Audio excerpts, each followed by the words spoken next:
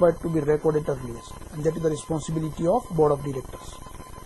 So purchase transaction is done and paid at a time, then there is no issue. The issue comes in when we purchase it on credit. So when goods comes in, the transaction is required to be recorded or not depends upon which method we are following. Say for example, we follow accrual method. In that case, if goods comes in, it is not our responsibility to record it as a purchase, but we will record that good has been received, and it is our liability to return that goods to the supplier. But if the title or the property or the ownership of the good has been transferred, then it will be recorded as a purchase. Otherwise, it will be recorded as a liability to return. Now similarly, sale is also a transaction which can be either in cash or it can be in terms of credit. So if we sell on cash, then there is no issue,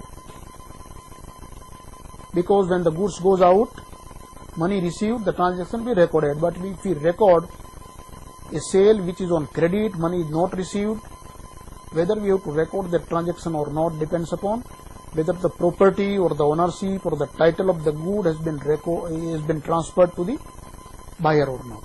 If it is not transferred, then again it will be loaned to the buyer. But if the transferred, then it will be recorded as a sale. So there is a big difference between these two. Say for example, business sell goods and the property is not transferred, then it will be recorded as a loan to the buyer. But if the property is transferred, then the buyer will be recorded if the case is received. If it is not received, then it is recorded as a debtor. So these are the two methods. As we have earlier discussed that in India there is a mandate that companies to record accounts on the basis of accrual method. Accrual method is also known as mercantile method of accounting. It means when you sell, neither goods is delivered is important, neither money received is important. The important is the title or the property is transferred.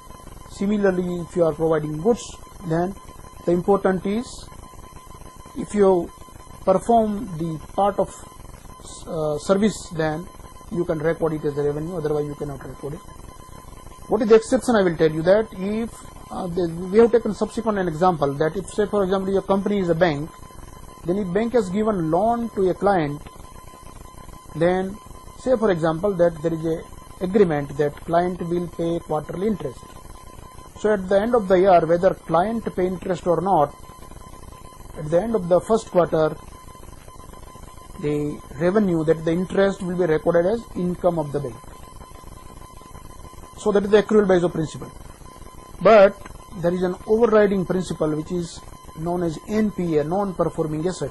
It says that if the client does not pay its interest and capital for 90 days, that is the 1 quarter, then subsequently at the second quarter it will not be recorded as interest earned until and unless it is paid.